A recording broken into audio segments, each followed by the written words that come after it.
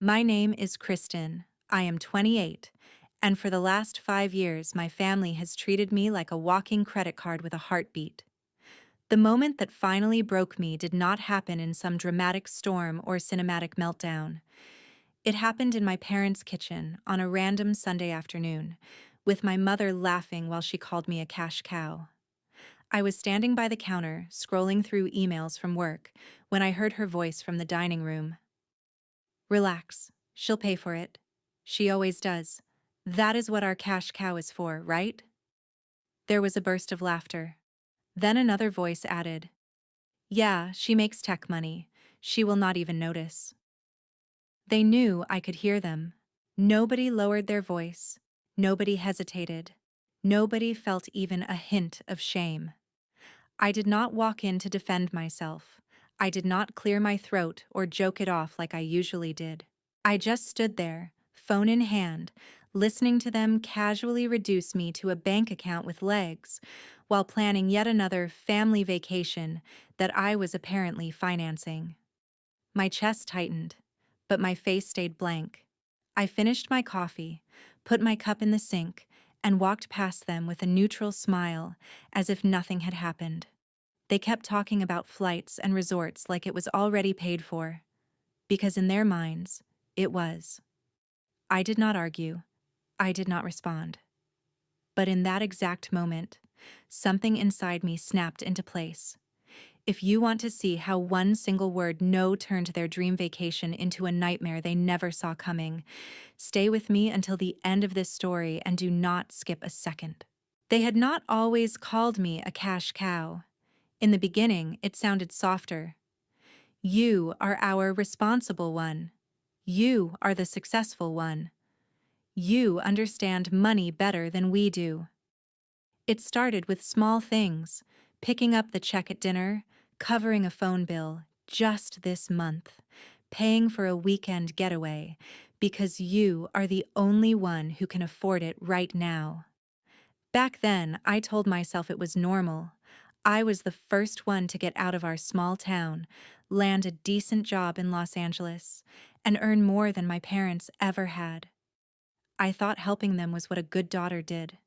It felt like love, not obligation. Then came the first big vacation. They wanted to go to Hawaii. Money was tight for them, as always. My mom called me, voice sweet, telling me how this trip would bring us closer and make memories we will never forget. She did not have to say the words. I offered. I bought 4 tickets, paid for the hotel, and watched their eyes light up when I hit purchase. You are a blessing, my mom whispered, hugging me. My chest warmed. I believed her, but after Hawaii came Mexico, then Florida, then another beach trip. Every time, the script was the same. Someone would mention a destination, sigh about how expensive it was, then look at me. I would feel their eyes on my face, waiting for the familiar line. Fine, I will cover it. Over time, gratitude faded. Expectations grew. The thank you messages turned into casual texts like, "Send me your card info," or, "You can book it, right? You know how these things work better than us." Their voices shifted from pleading to entitled, as if my yes had become automatic.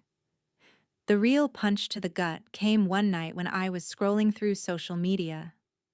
My cousin had posted a story from a barbecue at my parents' house. In the background, I heard my mother bragging, "We do trips every year now. Kristen pays. She is basically our little bank, our cash cow." Everyone laughed. Someone said, "Wish I had a daughter like that." I replayed that clip so many times I could recite every word. It was not a slip of the tongue. It was a narrative, a role they had assigned to me without my consent. Meanwhile, my own life was not as glamorous as they imagined. Yes, I worked in tech. Yes, I made more than they did. But they never saw the late nights, the burnout, the constant pressure to perform, the student loans I was still paying off, the emergency savings I was trying to build. Every trip I funded for them was a trip I could not take for myself. Every small favor meant pushing back my own goals a little further. When my mom called me a cash cow in that kitchen, it was not the first time she had said it. It was simply the first time I believed that she meant it. Not as a joke, not as a slip, as a fact. That night, I opened my banking app and scrolled through 5 years of charges: airlines, hotels, rental cars, restaurants, thousands and thousands of dollars. My name on every receipt. Their names on every boarding pass. My throat tightened as I did the math. This was not love. This was a pattern. The next morning, a new message popped up in the family group chat. "So about the next vacation," my mom wrote. "We were thinking about somewhere nicer this year. We deserve it after everything. Kristen, you can handle it, right?" There was a winking emoji at the end. My thumb hovered over the keyboard. For the first time, I did not type yes. I did not type sure. I did not send a nervous joke. Instead, I deleted my drafts and locked my phone. They thought my silence meant surrender, that I would cave, like always, at the last minute. What they did not know was that my silence was the beginning of something else entirely. Have you ever realized that the people you love are not just leaning on you, they are standing on you, and they have no intention of climbing down? Who do you become when you finally stop letting them? A few days later, my brother texted me directly. "We need to talk about the trip. Call me."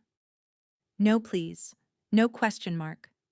Just an order, like I was the travel agency. I called. He picked up on the first ring. I could hear the television in the background and the casual confidence in his voice. "So, Mom says we found a really good deal to the Bahamas. If we book this week, we can lock in the price." He paused for effect. "We just need your card to make it official." There it was. The assumption. Not a question, a demand. "I am not giving you my card," I said calmly. The line went quiet for a second. Then he laughed, like I had told a joke that did not quite land. "Come on, Kristen. Stop being dramatic.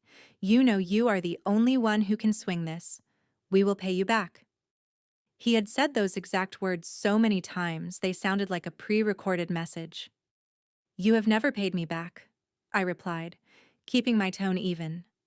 "Not once. For any of the trips." He made an annoyed sound. "We are family. Why are you pulling out receipts now? You think we are using you." The answer sat fully formed on my tongue, but I swallowed it. Instead, I said, "I am not paying for another vacation. Not this one. Not any of them. I am done." There was a long pause. "Does Mom know you are saying this?" he asked, his voice sharper now. "She will," I answered. That night, I called for a family meeting. No food, no cozy atmosphere, no distractions. I wanted this conversation to cut through the noise.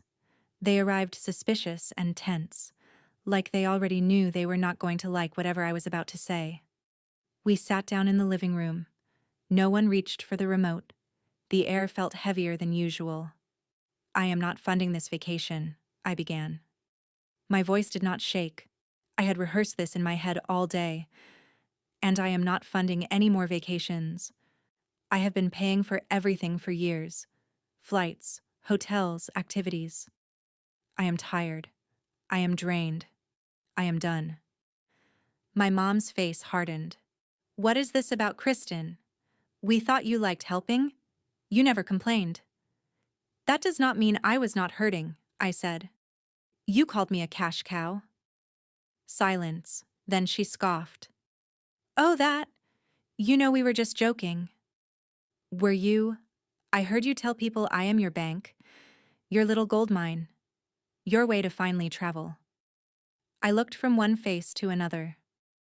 "Do you know how that feels?" My brother crossed his arms. "So what? Now you are the victim we have struggled our whole lives. You are doing well. Why should you not give back a little?" A little, I almost laughed. Do you have any idea how much I have spent on you all? He rolled his eyes. Here we go with the guilt. In that moment, something clicked. They were not just unaware, they were comfortable. Comfortable with me sacrificing. Comfortable with me being the default provider. Comfortable with the idea that my life existed to make theirs easier. I am not your sponsor. I am not your bank. And I am not a cash cow, I said quietly. From now on, if you want to travel, you pay for it yourselves. The outburst came immediately. Accusations. Insults. My mom said I had changed. My brother said money had gone to my head. Someone said I had forgotten where I came from. They made me the selfish one, the ungrateful one, the bad guy. I let them talk. I did not yell back. I listened to every twisted attempt to make me feel guilty. And while they ranted, I realized something important. If I kept fighting like this, I would lose. Not the argument, but my peace. They would drag me into circles until I was exhausted enough to surrender. That had always been the pattern. So I stopped. I stood up, and with a steady voice, I said, "Fine. If this is how you see me, then I will act accordingly." "What is that supposed to mean?" my mom demanded. "You will see," I answered, grabbing my bag. "Book whatever you want for the next trip. Do your planning. Talk about how I will cover it." I met her eyes. "And when the time comes, you will discover exactly what I have done." I walked out of that house calm for the first time in years. They thought it was another empty threat. Another dramatic moment that would dissolve when I sent my card details at the last minute, like always. They had no idea the game had just changed. Tell me, if your own family branded you as their cash cow, would you keep feeding them? Or would you let them feel what it is like when the cow finally stops showing up at the gate? After that meeting, the calls started. Missed calls, voicemails, half-hearted apologies mixed with pressure. "We did not mean it like that. You know how we joke. Do not make a big deal out of this." Each message ended the same way. "So what about the trip?" I stopped answering immediately. Instead, I watched. I watched how they behaved when they thought I was just being moody and would come around. They went ahead and started planning the vacation anyway. Bahamas. All-inclusive. Upgraded rooms. Excursions. They created a new group chat titled Family Paradise, then added me without asking. The first message made my jaw clench. "Kristen will cover flights. We can use our money for fun stuff," my mom wrote. No question mark. No maybe. Just a statement. Screenshots. I started taking screenshots. Every entitled message, every assumption, every casual reference to my bank account as if it existed purely for their comfort. Then I went back through old messages, old posts, old stories, the bragging, the jokes at my expense. The way they told other people about their trips without ever mentioning that I had paid for every single one. I did not gather those receipts for revenge in the petty sense. I gathered them to remind myself I was not imagining things, that I was not overreacting. I needed proof. For me. And maybe, one day, for them. At work, my colleagues talked about their own summer plans. One friend asked, "You going anywhere this year, or are you doing the usual family sponsorship again?" The way she said it stung, because that was what it looked like from the outside. Not generosity. Sponsorship. "Not this time," I replied. "This time, I am doing something different." That night, sitting at my desk with my laptop open, I made two decisions. One for them, one for me. For them, I opened a travel site and searched the exact dates they had been talking about. Bahamas. Same resort. Same rooms.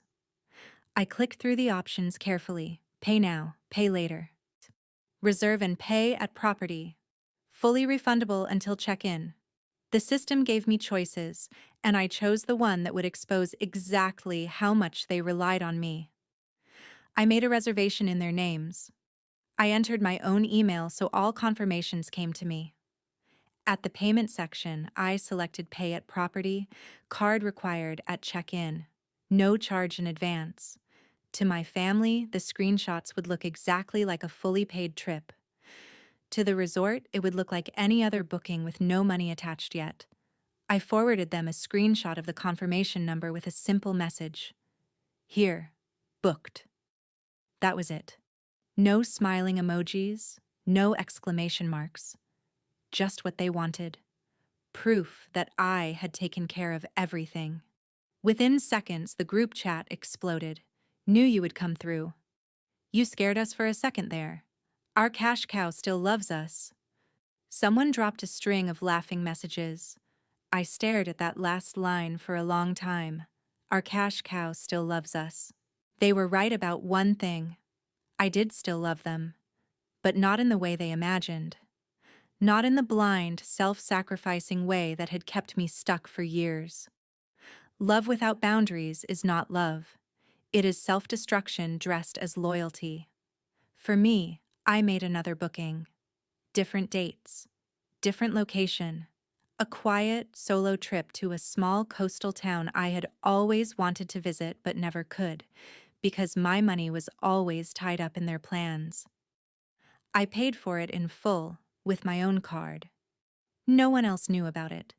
No screenshots, no group chat, just me and a confirmation number. In the weeks that followed, I played my role.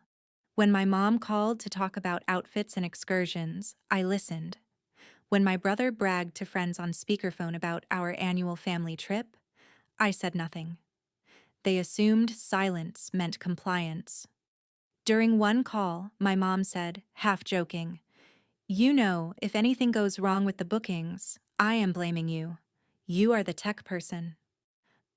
"Then I guess you better hope everything goes exactly as you expect," I replied. She laughed, not catching the edge under my tone. As the departure date approached, the energy in the chat climbed.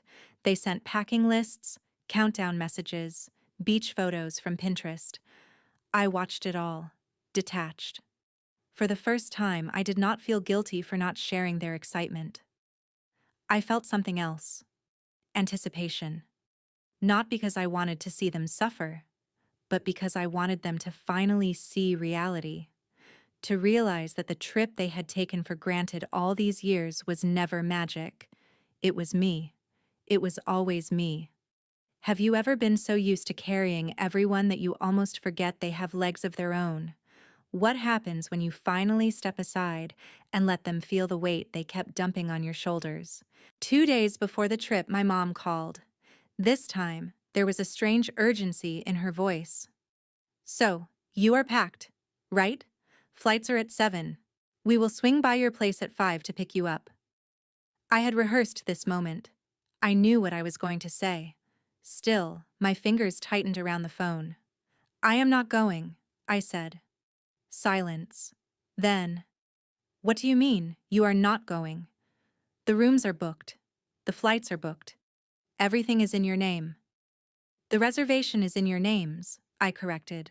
"I booked it for you, but I am not coming." "Kristen," she said, my name sharpening into a warning.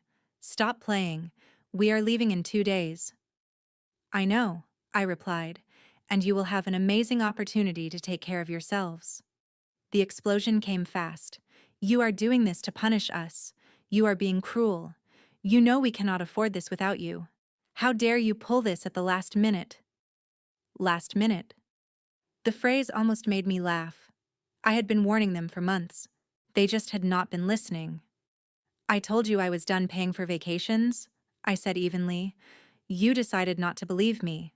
That is not my problem." She hung up on me. The group chat lit up. Accusations, threats, manipulations. "You are tearing this family apart. You owe us after everything we did for you. If you do not come, we are canceling and it will be your fault." I did not respond. I muted the chat and went back to packing my own suitcase for my quiet solo trip. My plane would take off a day after theirs, to a place none of them had ever bothered to ask about, because my desires had never been a priority in their world. The morning of their departure, my phone buzzed non-stop. Calls, messages. I let them ring. I pictured them rushing through the airport, arms full of bags, convinced that no matter how dramatic things had sounded on the phone, I had still paid. Because I always did. Because that was the story they believed about me. I did check my email, though. Out of habit. A notification popped up from the airline confirming their check-in. No payment issue there. They had bought those tickets themselves after I went quiet, probably expecting to splurge on extras at the resort with my magic card handling everything else. Then, a few hours later, another email, this time from the hotel. Guest pre-arrival confirmation. Pay at property. Card required upon check-in. I could almost see it. Them arriving, sun in their eyes, already in vacation mode, walking up to the front desk with that entitled confidence. I was not there to watch, but I got to experience it anyway through my phone. First came a text from my brother. What is going on? The hotel is saying nothing is paid. Then another. They are asking for a card. Mom told them you already handled it. Did you mess something up? I waited. Let the panic build. Another message. They are saying the reservation is valid but no charges have been made. They want us to pay the full amount now or we cannot check in. Answer your phone. Finally, my mom called. I picked up. In the background, I could hear the murmur of other guests, the low hum of lobby music, the sharp edge of embarrassment in her voice. They are telling us nothing is paid, she hissed. They are asking for thousands on the spot. I told them you already took care of it. Fix this now. No, I said. There was a beat of silence. What did you say? I said no. I did exactly what I told you I would do. I booked it. I did not pay for it. You are all perfectly capable of paying your own way. This is not my problem. Her voice cracked between anger and panic. We do not have that kind of money just lying around. They are standing here waiting for a card. People are staring. Do you want us to be humiliated? I closed my eyes for a second. I could picture it clearly. The front desk agent waiting politely. Other families checking in with their own cards. My family realizing, maybe for the first time, that the world was not built on my endless yes. You did not care about humiliating me when you called me a cash cow, I said quietly. You did not care when you joked about me being your bank in front of other people. You did not care when you assumed your trips mattered more than my future. So no, I am not fixing this. You can pay, or you can go home. You are heartless, she spat. After everything we sacrificed for you, this is how you repay us. I have been repaying you for years, I answered, with interest. This is not revenge. This is balance. For a moment there was only the sound of her breathing hard into the phone. Then I heard my brother's voice in the background, low and angry, arguing with the front desk. I caught fragments. She said she paid. We were told it was covered. We have kids with us. The agent's calm replies, we cannot check you in without payment. Kristen, my mom said finally, her voice smaller now. Please. The word lodged in the air between us. Not a demand this time. A plea. It almost pierced the armor I had built. Almost. If I pay today, I said slowly, this never ends. You know that. I know that. You will go home from this trip and start planning the next one, still expecting me to cover it. You will keep calling me the cash cow. You will keep telling people I exist to pay for your fun. I took a breath. I am done. If you want this vacation, you will find a way to pay for it yourselves. If you cannot, you will go home. Either way, you will walk out of that lobby knowing exactly how much you have been taking from me. Maybe being forced to feel that pressure for once will teach you something my begging never did. I let the silence stretch. Then I added, and by the way, if you ever tell people I abandoned you, I have all the screenshots. Every joke, every brag, every time you called me your bank. I will not let you rewrite this story. Her answer came out as a whisper. All we were doing was counting on you. Exactly, I said. And that is the problem. I hung up. Then I turned my phone to airplane mode, not because I was boarding a flight yet, but because I was done being available every time they wanted to lean on me. As I zipped my suitcase for my own quiet trip, a strange calm settled over me. They were finally standing face to face with the reality they had refused to see for years. No magic, no loopholes, no last-minute rescue. Just the simple truth. Without the cash cow, the pasture looks very different. If you were in my place, would you have stepped in at the last second to save them? Or would you have let them feel the full weight of what they had built on your back? I did not know exactly what they chose in that hotel lobby: pay or leave, swipe or walk away. All I knew was that, for the first time in years, the outcome did not depend on me. I spent the rest of that day in my apartment, packing for my own trip. Comfortable clothes, a couple of books, my laptop. Nothing flashy. My vacation was not about posting photos or impressing anyone. It was about disappearing from the role they had written for me. That night, I finally took my phone off airplane mode. It lit up with notifications like a slot machine, missed calls, voicemails, dozens of messages in the family group chat.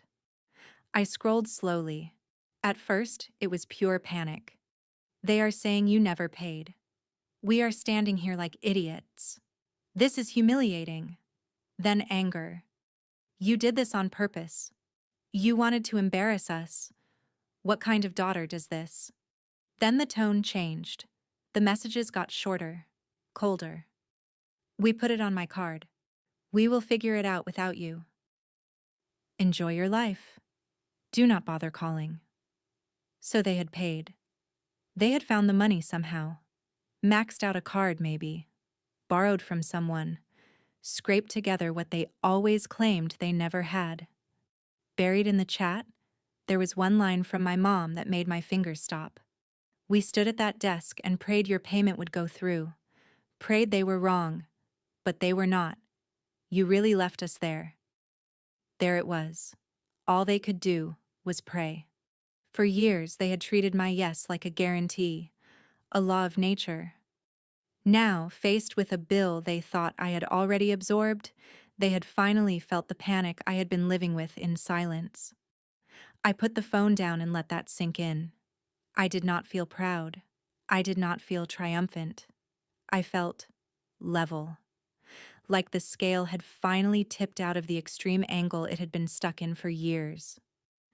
The next morning, I boarded my own flight. No one knew where I was going. I sat by the window, watching the city shrink beneath the clouds, and felt something I had not felt in a very long time: light. Not because my problems had vanished, but because I was no longer volunteering to carry everyone else's.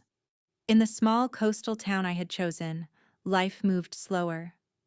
I walked along the water, ate meals alone without rushing, slept without my phone under my pillow waiting for the next crisis text. On the second night, I opened my laptop and wrote out the whole story, start to finish. Not with names, not with identifying details, but with every ugly piece of truth. I posted it anonymously on a forum where people talk about family dynamics and boundaries. I expected a few comments, maybe some mixed opinions. Instead, the responses poured in. You are not cruel. You are setting boundaries. They called you a cash cow. That is dehumanizing. This is not about a vacation. This is about years of financial abuse. Do not go back to the old pattern when they cool off. They will test your no. I read every comment, some with tears in my eyes, some with a strange sense of validation. For the first time, strangers, not just my one close friend, were saying what I had been too afraid to name. This was not a misunderstanding. It was exploitation. I forwarded the post to Sarah, my best friend, with a simple message. "This is me." She called almost immediately. "I knew some of it," she said, "but not all." "Kristen, this is bad." "It was bad," I corrected. "Now I'm trying to make it better." She told me about her own cousin who had done something similar, stopped funding a parent who treated her like a bank. She was called selfish, ungrateful, all of it, Sarah said. But a year later, her family adjusted. Funny how fast people learn when they have to. We talked for over an hour. When we hung up, I did not feel like a villain anymore. I felt like someone finally walking out of a trap they had pretended was a gift. On the last night of my trip, I got a message from an unknown number. It was my cousin. "Hey, I heard what happened at the hotel. They are telling everyone you humiliated them. But we all know they have been bragging for years about you paying for everything. If you ever need someone to back you up, I will." So the story was spreading. Of course it was. My family hated being embarrassed more than they hated being wrong. I had given them both. For a moment, I wondered what they were saying in living rooms and group messages I was no longer part of. Was I the ungrateful daughter now, the traitor, the cold-hearted tech girl who forgot her roots? Then another thought hit me. Let them talk. Let them twist it however they need to in order to protect their pride. I had something stronger than their version. I had reality, screenshots, bank statements, memories. And most importantly, I had a new rule. I would never again pay for my own mistreatment. When I got home, the apartment was exactly as I had left it. Quiet. Still. My suitcase thumped softly against the floor as I set it down. My phone buzzed one time, a calendar reminder I had forgotten to turn off. No new messages from my family. The silence felt loud but not empty, more like a pause between chapters. What do you do when the people who raised you refuse to see you as anything but a resource? Do you spend your whole life trying to convince them, or do you start living as if their opinion is not the final verdict on who you are? They came back from the vacation a week later. I only knew because my cousin texted, "They are home, and they are mad." For 3 more days, nothing. No calls, no messages, no knocks on my door. I went to work, came home, cooked, slept. The quiet became almost comfortable. Then, on a Thursday evening, someone buzzed my apartment. "It is Mom," the intercom crackled. I stared at the panel for a second. In the past, I would have opened the door immediately. This time, I asked, "Are you alone?" "No," she said. "Your brother is with me. We need to talk." Old reflexes flared. Guilt, anxiety. But they did not overrule me. "If this conversation is going to be about convincing me to go back to paying for everything," I said slowly, "you can leave now. I am not changing my mind." There was a pause. Then she said, "Please, just talk to us." I buzzed them in. They walked into my apartment with none of the careless energy they usually carried. No jokes, no casual comments about my place, no subtle digs about how fancy my building was. My mom looked tired. My brother looked angry and embarrassed, which for him was almost the same expression. We sat at the small table in my kitchen. No coffee, no snacks, just 3 people and a heavy silence. "So," my mom began, "we had to put the whole resort on my credit card. The rate was higher at check-in, plus the fees. It was a mess." "I am aware that is how hotels work," I said quietly. "That is why I always paid in advance for you." She flinched a little. "We did not know it would be that much." "Yes, you did," I replied. "You just never had to look at the number before." My brother leaned forward. "You embarrassed us, in front of strangers, in another country. Do you have any idea how that felt?"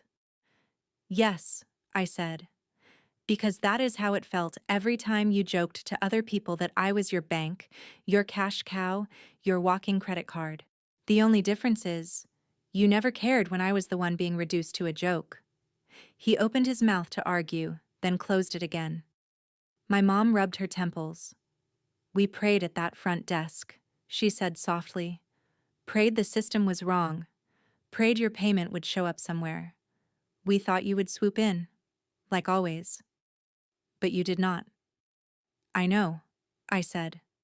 I heard you. You texted it to me. She nodded slowly. That was not a good feeling. Good, I answered. Maybe now you understand why I could not keep doing it. It was not just the money, it was the expectation. The way you talked about me, the way you planned your lives around my income without asking whether I was okay. My brother muttered, We struggled for years before you could help. We thought this was finally our chance to enjoy something. And I do not begrudge you that, I said. I wanted you to have those experiences. That is why I paid for them for so long. But somewhere along the way, gratitude turned into entitlement. Help turned into obligation. You did not ask. You assumed. You did not thank me. You bragged about me like I was an object you owned. I pulled out a folder I had prepared days earlier. Printed statements, highlighted charges, screenshots stapled to timelines. I slid it across the table. This is 5 years of vacations, bills, and little things I have covered, I said. Look at the total at the end. My brother glanced down first. His jaw shifted. My mom's eyes moved slowly over the pages. I watched her face as the numbers registered. We had no idea, she whispered. You did not want to know, I replied. You wanted the trips, the photos, the feeling of being taken care of, knowing the cost might have ruined the illusion. We sat in silence for a long moment. Then my mom said, So what now? Are you just done with us? Are we supposed to never travel again? I cannot control what you do, I said. If you want to travel, save for it, plan for it. Use your own cards, your own money. Ask each other for help if you want, but I am out. No more funding vacations, no more emergency bailouts because you spent what you had on fun stuff and expected me to cover the boring realities. She swallowed. What about real emergencies, medical bills, rent? I took a breath. This was the hard part, the line I needed to draw clearly. If there is a real emergency, health, housing, something life-threatening, I will think about it. I am not promising anything, but I will consider helping. Once, with clear limits. But vacations, upgrades, shopping, debt from overspending that you call bad luck, that is not my responsibility. Not anymore. My brother shook his head. You sound like a banker explaining loan terms. That is what you turned me into, I said. So I am retiring. My mom's eyes filled with tears. We did not mean to hurt you. I know, I answered. But you did. And intent does not erase impact. You can say you love me, but love without respect, without boundaries, is not love I can survive on. She reached across the table but stopped halfway. Can you forgive us?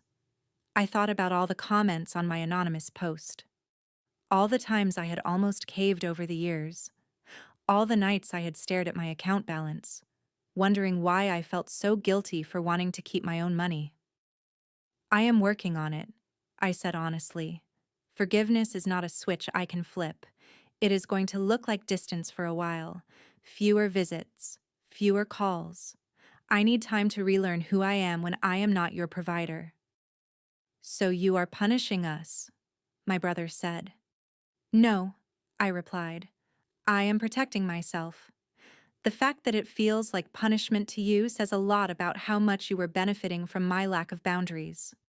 We talked in circles for a while after that, but something had shifted.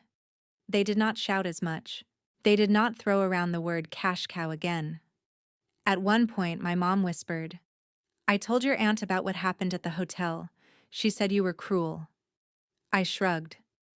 She can think what she wants, but if she ever calls me for money after saying that, she can pray too. My mom almost smiled at that, a small, tired curve of her mouth. You really changed. No, I said. I just stopped letting you decide who I am. When they finally stood to leave, my mom hesitated at the door. We will try, she said, to do better, to stand on our own feet. I hope you do, I answered. For your sake, not just mine. After the door closed, the apartment felt quiet again, but this time the silence was not heavy. It was spacious. There was room for me in my own life. I walked to my desk, opened my laptop, and pulled up the anonymous post I had written. I added an update. They went on the vacation. They had to pay at check-in. They panicked. They prayed. And they realized nothing had ever been free. We talked after they got back. They saw the numbers. They saw me. I did not rescue them. I did not cave. I set rules and stuck to them. I do not know yet what our relationship will look like in a year, but for the first time, I am not afraid of that question. Whatever happens next, it will not be built on me being their cash cow. I hit post and sat back. A notification popped up almost immediately. Someone had replied, "This is not you being cruel. This is you turning off the tap they drilled into your soul without asking. They will either learn to stand or drown in their own choices. Either way, you are free." Free. The word settled into me like a warm, steady weight. Not dramatic. Not explosive. Just solid. People like to say that revenge is about making others suffer. But sometimes, the most powerful revenge is simply refusing to keep suffering for people who think your pain is part of the deal. So if you ever find yourself being treated like a walking wallet, a permanent solution, a cash cow dressed up as a good child, remember this. You are allowed to step away from the pasture. You are allowed to say no. And when they finally realize that their prayers for another bailout will not be answered, that is not cruelty. That is the first honest chapter you have written in your own story.